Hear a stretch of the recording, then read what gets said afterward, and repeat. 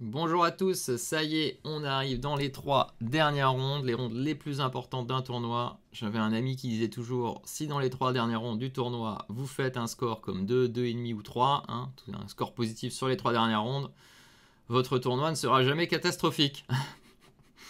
Donc on est parti, ronde 7, deuxième partie de la journée. Je suis opposé à Mirimanian Aik, donc un joueur d'origine arménienne assez fort, 2283. Plutôt dangereux. J'ai les blancs, je dois absolument l'emporter. En ayant joué une fois E4, une fois D4, une fois B3, je me dis allez, on y va, on rejoue D4. Et on va voir ce qui nous sort pour cette partie. J'avais préparé quelques petites idées, mais je n'étais pas sûr de ce qu'il allait jouer. Il me joue D5, cavalier F3, cavalier F6, C4, E6, et encore un énième gambit dame. Il va vraiment falloir que je trouve des idées. Le gambit dame, c'est une des ouvertures les plus solides, c'est la plus jouée quasiment à haut niveau. C'est vraiment une ouverture où il faut être patient, il faut garder les pièces et, comme je disais juste à l'instant, avoir des idées pour pousser les positions, hein, ce qui n'est pas si simple de nos jours. Donc on y va. Je décide de changer. J'avais joué cavalier C3 dans l'autre partie. Je dis je vais jouer E3. Cette fois-ci, je ne fais normalement jamais E3. Et je me suis dit je veux juste une partie où on garde les pièces, je fais E3. Il fait fou E7. Certainement un des bons coups. Je joue KSC3 et B6. Je m'attendais pas trop à ça. J'ai hésité à jouer directement C prend D. Mais je trouvais que les positions où il faisait C5 rapidement, en n'ayant pas fait de choix de placement de pièces, ça lui laissait de la flexibilité. J'aimais pas trop l'idée de simplifier la position. Je voulais garder la possibilité pour lui de prendre en C4 ou autre. Donc je joue fou D3 en espérant qu'il me prenne et qu'il me donne le centre. Il joue petit roc, je joue petit roc. Et ça y est, il me donne le centre.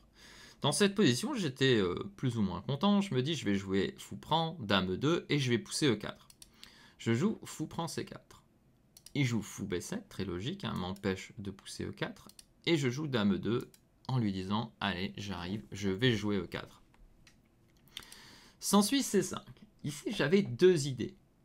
Soit jouer tour D1, soit jouer DC5. Ça, c'était mes deux idées. La première idée, tour D1, va peut-être se heurter à ça. Et j'étais pas sûr que cette position soit un bon pion isolé, au sens où j'ai joué tour D1, souvent la tour aime bien être en E1.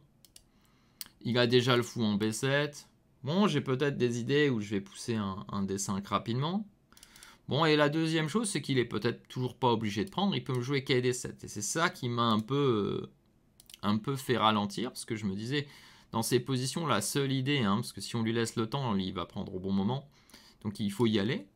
Mais je ne voyais pas en quoi ces positions-là, que j'ai déjà vues dans d'autres ouvertures, seraient un avantage, que ce soit dame C8 ou dame C7. Je crois que les deux se jouent dans ce style de position. Et il a cette majorité L-dame, il va me chasser, soit avec la dame, soit avec une pièce. Ces positions-là, je sais que s'il y a quelque chose, c'est très minime et c'est très facile à jouer pour les noirs. Voilà pourquoi j'ai décidé de plutôt jouer DC5. Après DC5, il fait fou C5. Et là, je vais jouer un coup très étonnant. Je vais jouer A3. Alors pourquoi A3? Je vais l'expliquer tout de suite. J'avais prévu E4 dans cette position. Et il avait deux coups, dont un qui m'embêtait, qui était cavalier C6. Le deuxième, c'était cavalier D7. Et je voulais sortir mon fou, prendre la colonne. Je me disais, c'est vraiment bien, je vais peut-être avoir E5 un jour. Et j'ai vu ce coup. Je pensais faire fou F4 pour prendre la diagonale. Et là, je n'ai absolument pas vu quoi faire contre ça. J'ai vu ce coup trop tard. En fait, quand j'ai joué fou D3, j'avais vu cette position, ces choses-là arriver. Hein, quand j'ai joué le fou D3 ici, au 6e coup, je voyais ces choses-là arriver. Et de loin, je n'ai pas vu que dans cette position, il y avait cavalier H5. L'histoire, c'est que quand je fais fou G5, il y a cavalier D4. Et je me retrouve même peut-être moins bien dans cette position. Voire, c'est sûr peut-être que je suis moins bien. Si je prends, il prend G5. On l'a analysé cette position après la partie. J'arrivais pas à comprendre qu'est-ce que je loupais dans la position, pourquoi je me faisais égaliser si rapidement. Je voyais pas de bons coups dans cette situation. Si je jouais tour D, je pensais que c'était inoffensif, sa dame avait des cases. J'ai pas compris ici ce que je devais faire. Alors l'analyse plus tard m'a montré, parce que là je l'ai regardé parce que ça pouvait être important pour la dernière ronde.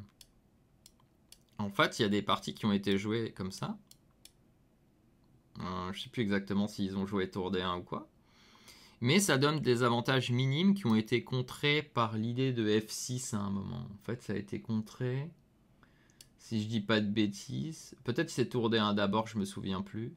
Mais ça a été contré par des idées de F6. Il y a des parties dans la base quelque part où il y a F6, E6, cavalier E5 et ça égalise. Je ne saurais plus exactement. On pourra regarder juste après.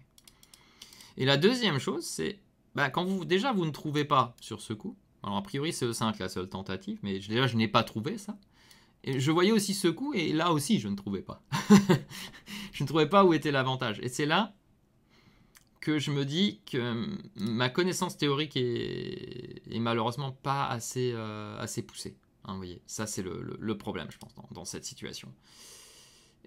Malheureusement, la meilleure idée doit être toujours ça, et c'est toujours la même histoire. Hein.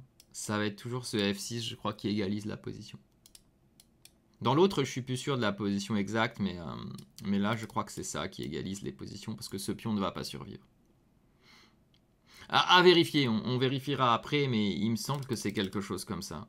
Si je dis pas de bêtises, il y a peut-être c'est tour 8, je sais plus exactement. Mais en tout cas, il y a une position comme ça qui égalise pour les noirs. C'est peut-être que je confonds. J'essaye de tester un peu ma mémoire ici. Mais dans celle-ci, je crois qu'en fait, j'ai juste oublié un coup. C'est que la position, c'est ça et F6, je crois. Et ça égalise, je crois aussi. On va vérifier. Et là, il faudrait que je recalcule pour être sûr. Mais on vérifiera après. Et après une longue réflexion, ne voyant pas que 5 était si fort, j'ai sous-estimé E5. Je l'ai regardé, c'est sûr, parce que c'est le genre de coup que je regarde quand je fais E4. Mais j'ai pas du tout compris pourquoi c'était fort, en fait. Je pensais que mon développement était pas suffisant, je me suis peut-être arrêté à ça. J'ai joué à 3. Et là, je joue à 3 en me disant, je vais jouer B4 au prochain. Et il me joue cavalier D7. Et ce que je dois dire, c'est que j'avais pas passé beaucoup de temps sur A3, parce que j'ai passé énormément de temps sur les E4. Et là, je calcule. Ceux qui ont vu la partie verront que j'ai réfléchi énormément pour essayer de trouver une idée, parce que c'est quand même assez symétrique, donc il faut une idée, sinon ça s'égalise totalement tout de suite, avec très peu de chances de gain face à un joueur de ce niveau. Et je me suis rendu compte que sur B4, en fait, après fou D6, il y avait des tactiques ici et là, avec des dames C7, et j'ai cru que j'allais me retrouver juste moins bien tout de suite. Là, je me rends compte que j'ai un peu rêvé, je commence un peu à paniquer. Je me dis, oh là là, c'est pas possible de jouer si mal. Bon, après, deuxième partie de la journée, pourquoi pas, hein, ça peut arriver. On n'arrive pas, mais. Et je me décide, malheureusement, vous vous rendez compte, au 11e coup, je me décide à juste échanger les pièces et espérer une erreur, parce que je considère que je me suis déjà trompé. Prise. Dame B8. Il peut jouer Dame C8 aussi ici, dans cette position. Qui est aussi très bien. Il joue Dame B8. Je comprends qu'il faut que je vienne défendre. Alors pourquoi il faut que je vienne défendre? Parce que mon fou n'est pas développé, lui est totalement développé au niveau des pièces mineures.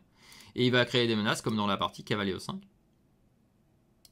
Je fais E4, obligé de libérer mon fou rapidement. Il prend, dame prend. Alors il y a peut-être d'autres possibilités, mais ça m'aurait imposé de réfléchir à nouveau. Or, j'avais pris énormément de temps pour essayer de trouver un avantage dans l'ouverture, ce qui me coûte très cher maintenant. Il fait fou D6, très bien joué. Donc là, il joue parfaitement, hein, je pense. C'est vraiment embêtant pour moi, parce que si un jour il prend ici et qu'il me force pion prend, je suis juste perdant au niveau de la structure. Obligé de jouer G3, je pense. Et je me lance dans fou F4, quasi forcé. Fou prend, pion prend, E5. F5, dame E5. Je joue dame G3 pour échanger. Il fait dame E6. Je fais tour E1.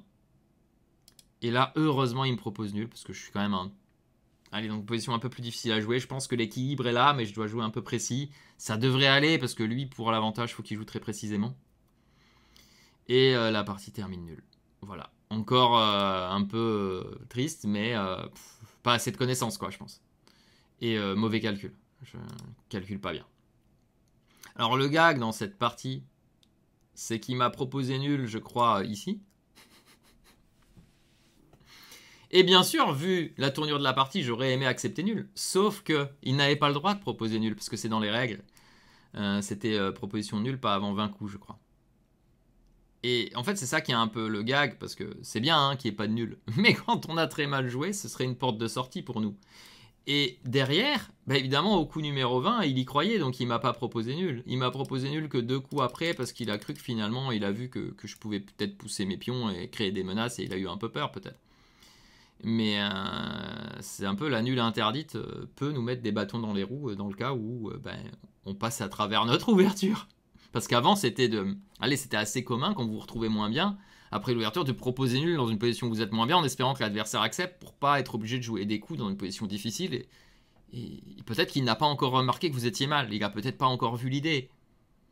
Donc là, ouais, proposition nulle interdite, ça peut faire mal des fois.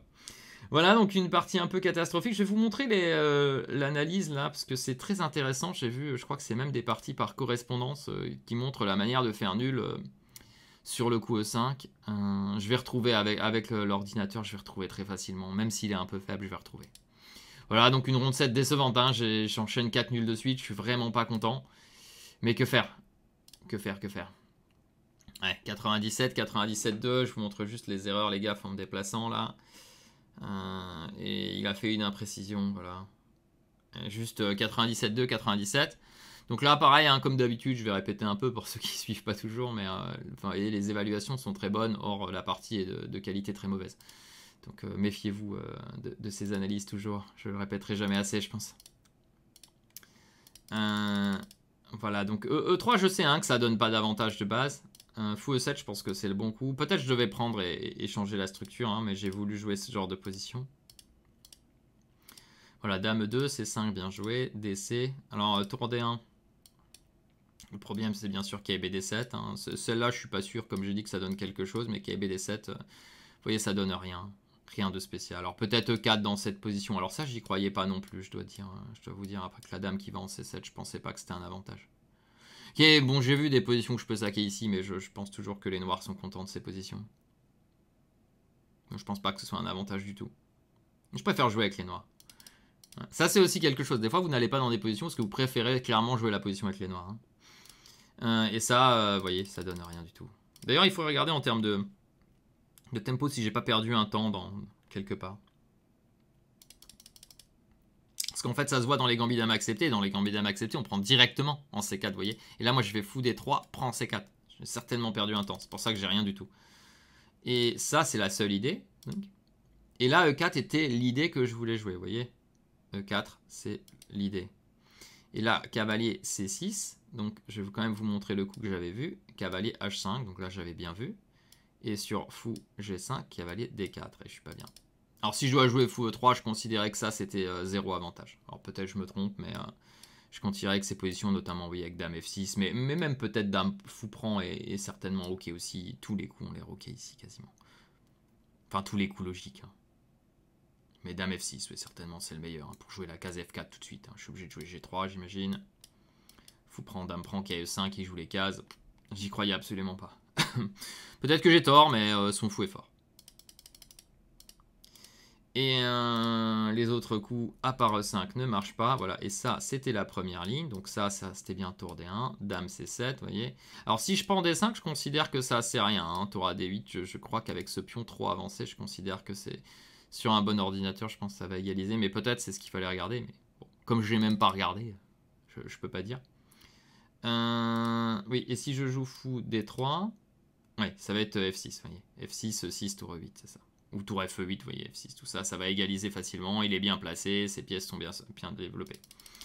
Mais bon, j'ai pas regardé E5. Et en plus, donc, cavalier D7, il aurait fallu que je vois E5. Et là, l'égalisation, elle est aussi assez claire pour les noirs. En vrai, ils sont menacés à l'aile roi, c'est F6, comme je vous disais tout à l'heure. E6, et là, j'ai vu des parties. Ça, c'est quelque chose que j'ai vérifié. En fait, on prend le pion E5, mais on n'a rien du tout après dame F6. Ça fait juste nul en force si les noirs connaissent. Alors bien sûr, si vous avez travaillé, peut-être vous pouvez encore trouver une petite idée pour garder la partie en vie et tout ça. Peut-être dame G, dame E6. Mais sachant qu'on n'est pas trop développé, fou E3, j'y crois absolument pas. Ça fera une seule faiblesse et encore... Fou D2 peut-être. Peut-être en travaillant ça, en étant très très précis, peut-être qu'on peut maintenir une partie jouable. En tout cas, ce qui est sûr, c'est que si...